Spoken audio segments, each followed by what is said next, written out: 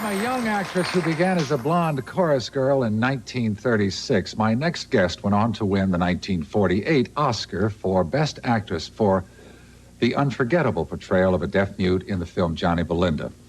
In 1955, she made a successful transition to television, and today she is the first lady of television's Falcon Crest. We're very proud to have her with us. Would you please welcome Miss Jane Wyman?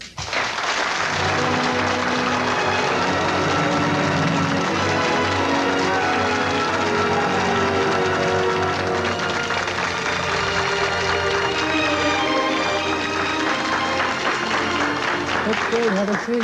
Thank you. Well, I guess business first before pleasure. Tonight's the night. The big night. You're going to get married. Wouldn't you know? Yeah. Wouldn't I know? We don't know anything. We live way in the back over here.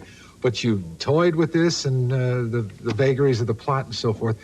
Was there at any time a question of whether or not she should get married, or was it just a question of when? No, I think it was a question of she really didn't want to get married, you know? And then all of a sudden, all of this came about because he is a tremendous ship owner, you know, and she is the queen of the Valley of wineries and all of that. We're talking about Cesar Romero, of course. You're talking about Cesar Romero. You all know Cesar Romero, I'm sure. And finally, it was just, it kind of evolved itself because he comes on very strong with her. And she didn't say no. Mm-hmm. So then she says no. Well, we all thought you protested a little bit too much. Well, I have to agree with you. I mean, if you're going to say no, then mean it. Yes. And if you're going to say yes, then mean it too. But I was kind of on the fence there, shall we say, Gary. Yeah. Boy, he's a good-looking man. Isn't he charming? Now, we have a moment. I think this is indeed the proposal. Well, I don't know what you have. I believe that's what we have. So let's take a look at it, and then we'll talk about it more after we see it. All right, here we go. Here's it. I've had 3 wives and more lovers than I can count, but I've always had a place in my heart for you. Thank you.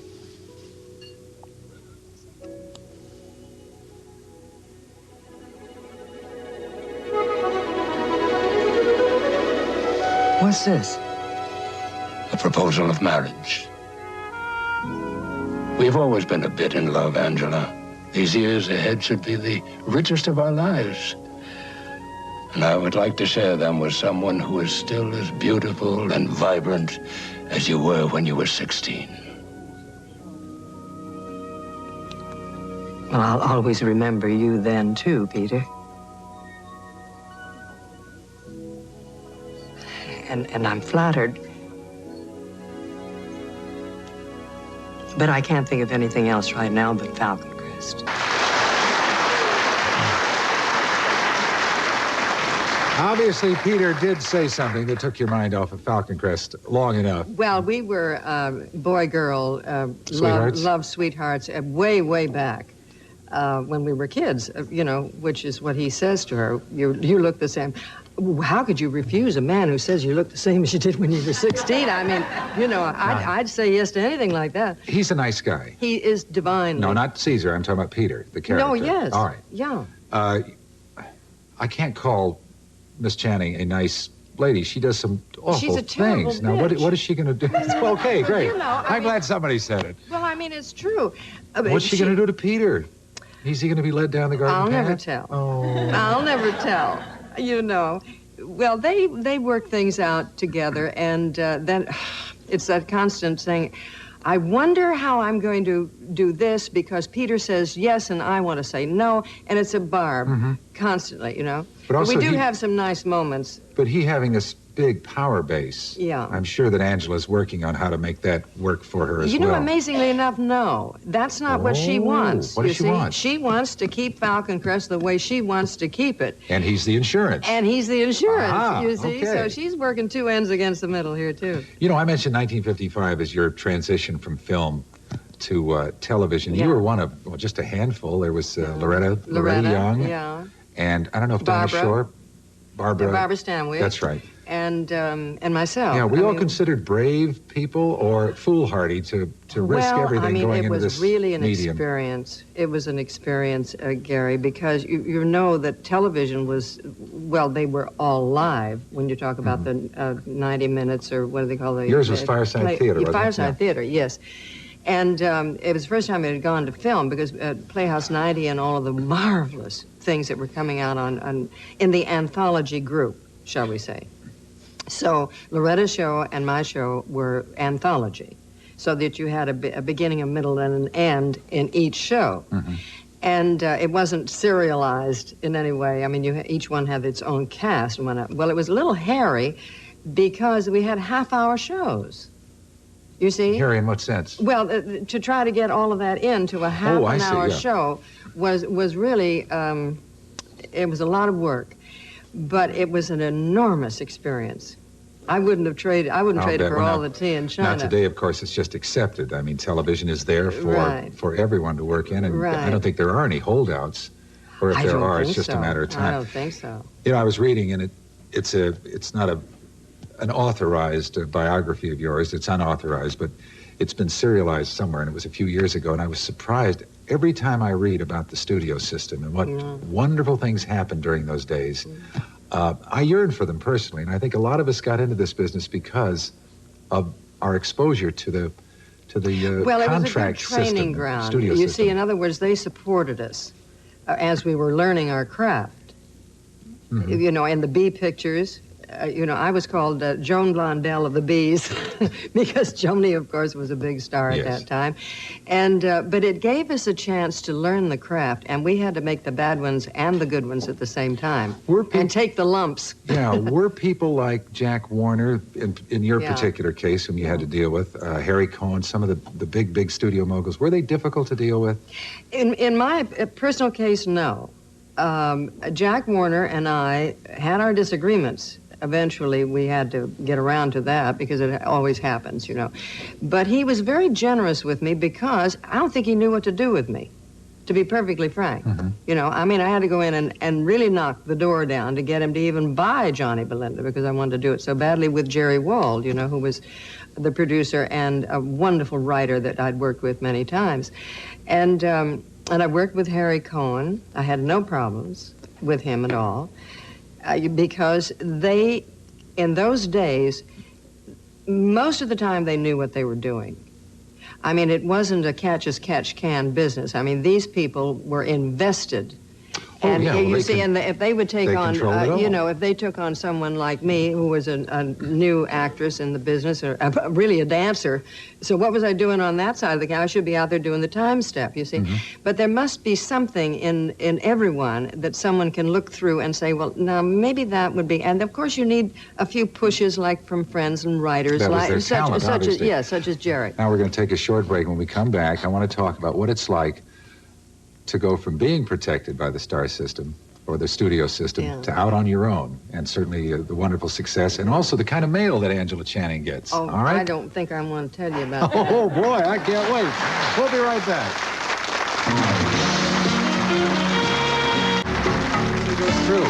We're back with the matriarch of Falcon Crest, Jane Wyman. Now, as we left, you said, I don't think I want to tell you some of the stuff I get in letters. What kind of mail does Angela Channing get? Incredible. It's incredible. I will tell you a little something that really happened, and this will give you a rough idea what the mail is like.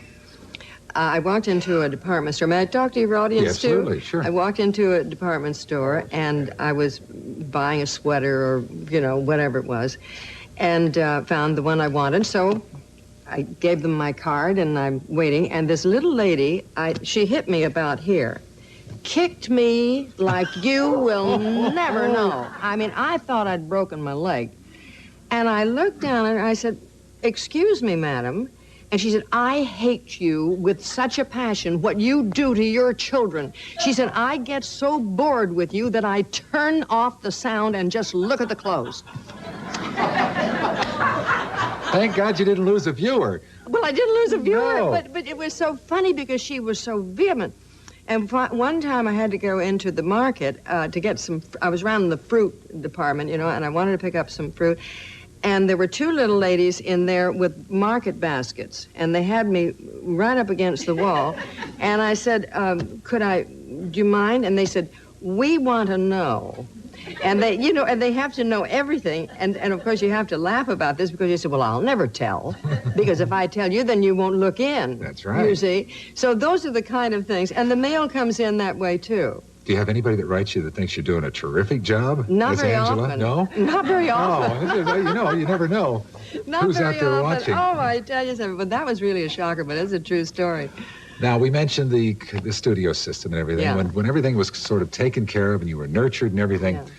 there must be a great deal of excitement to come back after being retired. Really, Yes. you went off to paint. Yes. Must be wonderful to come back and establish yourself or reestablish yourself and on your own terms. Well, it's different. First of all, you see, I had the experience in '54, which I was really quite on my own at that time, too. And all of the years, now you realize that I've been in this business 50 years. Mm. You know, that's a long time. We're talking staying power. You know? And if you don't know what you're doing by that time, you better leave, is all I can say. But I learned a lot. And if you were willing to learn, it was a platter laid right out there, and you could learn your craft, and you could learn how to cut, and you could learn the lighting, and you could learn all kinds of wonderful things that go into making up a show. So when I started with the Falcon Crest thing, which was really only because of Earl Hamner, because I adore Earl Hamner. And Well, you'd been approached. well, I've been during approached. your retirement. Oh, yes, Yeah. but there wasn't anything that I wanted to do. I mean, I couldn't care less about playing lesbians, and I couldn't care less about doing the murder routine. And so I would just paint away and have a perfectly marvelous time. Until this script came along, which Earl had sent over, and I read it. And I thought, well, it's an interesting script, and politely put it down, you know? So then I get a call, and it said, I think could you read this one more time? Which I did. And when I break down a script, you dissect things, you know, Gary. You say, well, now, that won't work, or that will work, or, yeah. And the closest thing that I could remember doing was Pollyanna. Old Aunt Polly, you know, was the ramrod in the back and whatnot, although Angela isn't that. She's a terrible flirt. You know, I mean, she gets anything she wants. She plays all different chameleon things. And so I read it again, and I called Mr. Hamner, and I said, Earl, I said, you know, I think you've got something here. I really, honestly like this. And that's how it all started. Now, You know, were you being that- facetious about this lesbian stuff, or did you get a bunch of scripts? Oh, no, I did. You did? Oh, yeah. Does that trouble you? I mean, you Well, it haven't... doesn't trouble me, except that I don't know what to do with them. You know? I mean, if you want to make those sort of things, that's fine. But I've spent all my years in this business, and I don't know why I should divert myself in that many different ways, you know? Yeah. Now, It's crazy. You mentioned that you broke into the business Yeah. as a hoofer. Yeah. I said, probably I did. I'm so anxious to get her to do this for me.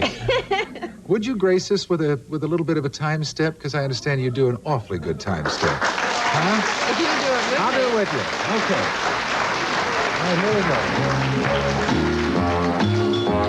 Is that fast enough or slow enough? All right, whenever you start. I'll start when you start. All right. I always have to do this before I... What